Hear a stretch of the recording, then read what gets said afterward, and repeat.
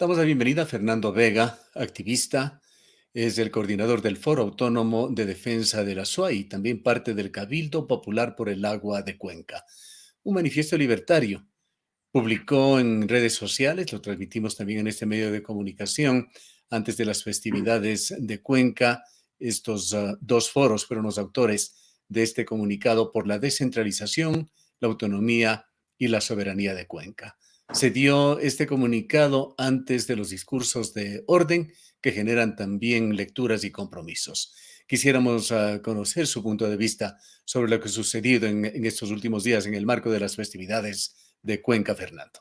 Bueno, pues quizá lo que hay que destacar en primer lugar es que este largo feriado, el más largo de todos, ha sido un triunfo para los ecuatorianos que salen del confinamiento del COVID, ¿no? Es decir, ha habido una explosión de festejo, de alegría, de vuelta a una normalidad que todavía no sabemos si se va a mantener o no. Y claro, es comprensible la explosión festiva. El ser humano necesita fiestas, pero no solo fiestas, ¿verdad? Porque si no, acabamos en lo de la época romana de pan y juegos, ¿no? Creo que nosotros intentábamos darle un contenido más denso, más enjundioso al tema de la celebración de los 201 años de libertad, ¿no? Porque la libertad es un proceso en construcción y nunca somos absolutamente libres ni autónomos, Pero claro, no mencionar esta necesidad de autonomía, de liberación, de soberanía en las fiestas resulta banal, pues, ¿no? Es decir, nos vamos por las ramas, ¿no? Nosotros exigíamos mínimamente dos cosas, se esperaba concreción. Ya una concreción de las zonas de recarga hídrica, que sabemos que prácticamente el informe está hecho, no sabemos por qué se lo retrasa y era una oportunidad muy importante hacerlo en estas fiestas como La una necesidad de definiciones que de tienen que ver también definiciones. con definiciones en políticas públicas. Así es. Llegamos y pasamos el 3 de noviembre sin que el gobierno central, el Ministerio de Medio Ambiente haya cumplido con sus obligaciones en medio del baño internacional de popularidad y de ecologismo de Guillermo Lasso, ¿no? Bien. Y ayer, como De, principales representantes del gobierno, ante la ausencia de Guillermo Lasso del país, estaban dos cuencanos, Alfredo Borrero y Marcelo Cabrera. Bueno, pero esta es la triste realidad que venimos arrastrando ya desde hace muchos años. El centralismo configura, formatea también la mentalidad de los ciudadanos cuencanos en el gobierno de turno para ponerse al servicio del centralismo, no para representar los territorios, ¿no? Y por otro lado, también de parte nuestra, desde la propia ciudadanía, fíjese que llegamos al 3 de noviembre sin determinación de zonas de recarga hídrica y sin haber aprobado los PUCs y el PDOT, que blindarían también desde la competencia del uso y ocupación del suelo, Sumemos, las y zonas sin de, carreteras, pues las y carreteras se sin encuentran carretera. en un estado realmente desastroso. Así es. Entonces, hay que empezar a pensar más a largo plazo y hay que formar, creo yo, tenemos que empeñarnos en formar una ciudadanía que parta de un principio fundamental. El bienestar de un país se construye desde el bienestar de los territorios y de los pueblos.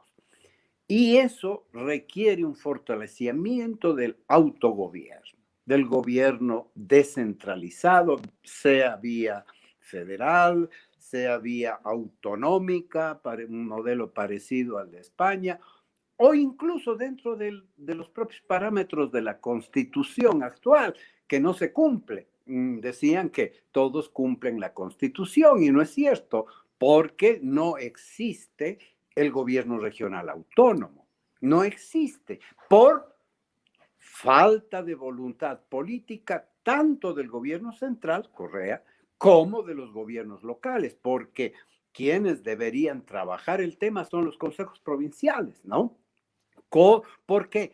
Porque el hecho de que no se haya dado paso al gobierno regional hace que municipios y consejos provinciales quedaron privados de ciertas competencias en previsión de que esas competencias las tendría el gobierno regional, y entonces se han convertido no ya en gobiernos autónomos, sino en ejecutores de competencias, ¿no? Y entonces, claro, no existe, y además quedan total, las competencias podemos decir, disgregan absolutamente el Ujú. sentido de un gobierno autónomo, porque cada uno tiene que ocuparse de su pequeña parcela y no mirar el conjunto, ¿no? No mirar la región, no mirar de manera integral y sistémica.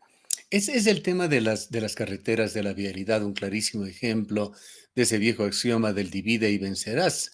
Exitoso, por supuesto, si se lo mira desde el centralismo, pero aquí vemos fuerzas dispersas, vemos a la gobernación en una vía que no coincide con la del municipio, que no coincide con la de la prefectura, que no coincide con instancias municipales y sobre todo, no coincide con las necesidades ciudadanas.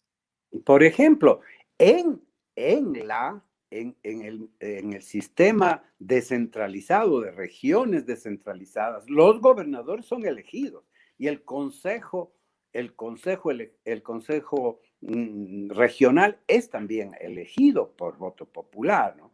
Mientras que ahora el gobernador, por ejemplo, es un funcionario que siempre por su propia naturaleza es servil al centro del poder, ¿no? Es decir, Esta atomización da lugar a una individualización también de cada una de las instituciones que conforman el sector público aquí en la ciudad de Cuenca. ¿Hace falta algún organismo aglutinador?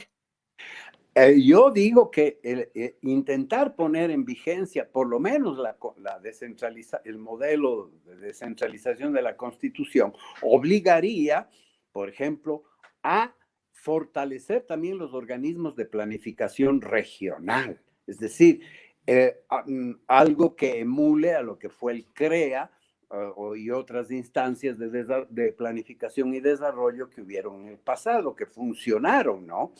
Con un SEMPLA descentralizado en Quito, además CAPI disminuido, ahora ya convertido en una secretaría adjunta a la presidencia. Entonces resulta que el país se planifica desde el despacho del presidente, ¿no?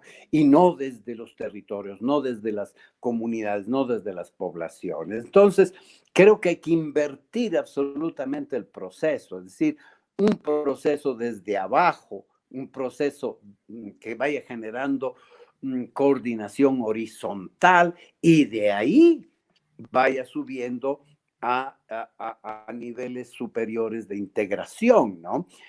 Porque voy a poner un ejemplo. La salud de un ser humano depende de la salud metabólica de sus células. Si sus células están mal, por mucho que hagamos ejercicio y otras cosas más, no va a mejorar el sistema de salud global del cuerpo, del conjunto, porque la complejidad se basa precisamente en el buen funcionamiento de lo más pequeño, de lo más, porque ahí es donde se articulan las fortalezas, ahí es donde se articulan eh, cosas que aparentemente no se ven, pero que luego en el conjunto tienen sus consecuencias. Entonces, por ejemplo, al no haber una visión de planificación a largo plazo y además integrada al territorio, sino desde mi pequeño ombligo, entonces no planifico nada a futuro. Por ejemplo, voy a citar un ejemplo. Si se va a salir la entrada sur a Cuenca, debería planificarse una extensión del tranvía desde, por lo menos Cumbe o la Victoria del Portete hasta Sogues y hacer terminales en Cuenca y en la Victoria y en Azogues. Y entonces el tranvía dejaría de ser un juguete de lujo para los turistas y serviría realmente a un eje central de transporte público, además sustentable, con electricidad, ¿no? Pero Vayamos a se algo que es miran. muy importante, Fernando, los discursos de orden, discursos formales, declaraciones públicas que se han dado en estos días, que en definitiva constituyen también declaración de intenciones. ¿Qué lectura dejan? Bueno, discursos líricos, patrioteros, bonitos, simpáticos, pero eh, palabras, promesas, todo en el aire, no hay nada concreto. Eh, el alcalde se refirió al cumplimiento de la consulta popular, el vicepresidente no dijo nada. Luego se dan informaciones parciales, engañosas, que la gran inversión de los 500 millones de dólares en el ingreso sur, ¿no? Ni siquiera coinciden los montos de lo que se... Bueno, estamos en la misma línea, 30 millones de dólares para las carreteras de Cuenca en el próximo año me parece que sigue siendo una limosna, una tomadura de pelo a los Es azuareros, a realmente, hay los que decirlo muy cuencanos. claro, una ridiculez, un monto que no Sí, alcanza para nada. así es, así es. Entonces, claro, es que esa es otra cosa. El empoderamiento de los territorios exige que también los ciudadanos con cierto poder económico de los territorios se hagan cargo también de su propio desarrollo, ¿no? Es decir, ¿quién comanda y quién usufructúa de toda la obra pública en el Ecuador? Empresas que están en Quito y en Guayaquil, ¿no? Y, mm, y son los intereses económicos de un país bipolar los que marcan la inversión nacional, ¿no? Y claro, como esta mañana lo decía el Kiko, ¿no? Nosotros hemos presentado la imagen de que al fin ni querían ni necesitamos de nadie, pues entonces resulta que allá los cuencanos construyen su linda ciudad y mantienen su linda ciudad sin recursos, sin participar en los recursos públicos del gobierno central, ¿no? Me parece que lo lindo que es Cuenca se debe a su historia. El futuro, y eso lo dijo también el alcalde, quizá no se da cuenta del significado de sus palabras, lo que hagamos y dejemos de hacer ahora será el futuro de Cuenca. Y si no defendemos los intereses y las necesidades de Cuenca, el futuro no va a ser tan promisorio como lo soñamos y pensamos, ¿no? Porque sacrificada la fuente de la vida, que es el macizo del Cajas, es decir, desligados en pleno siglo XXI, en el siglo de las hipercomunicaciones y conectividades, con, con unas carreteras que a veces funcionan, a veces no, que generan costos adicionales y que impiden que Cuenca se convierta realmente en un nodo importante del austro-sur del Ecuador, ¿no? Yo creo que ahí hay que trabajar con Loja, hay que trabajar con... Es decir, por ejemplo, una idea que habría que empezar a desarrollar es, bueno, a ver, Cuenca es la capital del macizo del Cajas. El macizo del Cajas está reconocido como un humedal, como un patrimonio de la humanidad. ¿Quién está hecho cargo de desarrollar ese concepto de que son casi 1 millón de hectáreas con casi 1 millón de habitantes que involucra a territorios de la Azuay, de Azogues, del Guayas, de El Oro, ¿no es cierto? ¿Cómo hacemos conciencia de que toda esa población de casi 1 millón de habitantes depende, depende del macizo del Cajas, ¿no es cierto? Y a través de él, la generación de agua y energía del Ecuador entero también depende del Cajas. Entonces, ¿dónde está ese concepto? ¿Quién se ha hecho cargo de ello? ¿Quién? Nadie, ¿no? La Constitución habla de que hay que promover las mancomunidades. La mancomunidad del Jubones existe, pero está debilitada. Habría que fortalecer esa mancomunidad y la mancomunidad de los cantones orientales. Todo ello para defender sus recursos y para promover su Fernando, propio desarrollo. Más allá de analizar exclusivamente el entorno nacional, vayámonos un poco más allá. Se está dando, está terminando ya el COP26, una cita a nivel mundial para tratar sobre esta enfermedad que aqueja al planeta. El planeta Tierra se ve amenazada. Importantísimas voces han dado su alarma. Hay sistemas de emergencia que se han activado ya con este tema.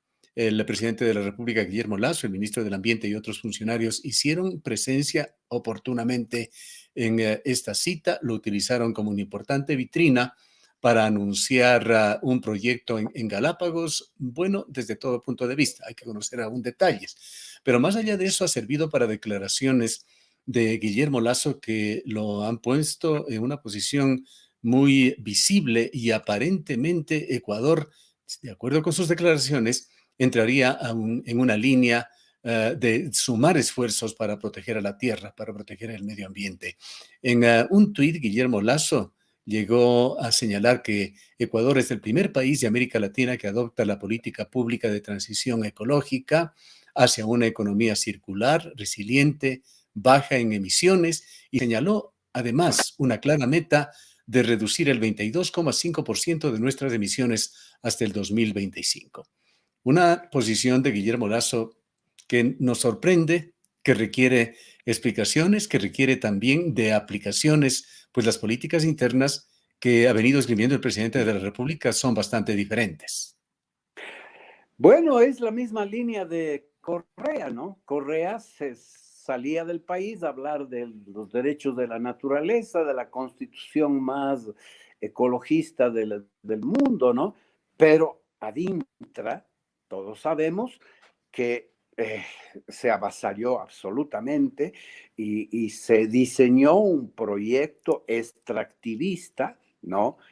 Minero es decir, no hay nada sagrado. Lo primero que dijo, ¿cuál es el lugar más sagrado? El Yasuní, pues ahí vamos a profanarlo para que nada quede sagrado, ¿no?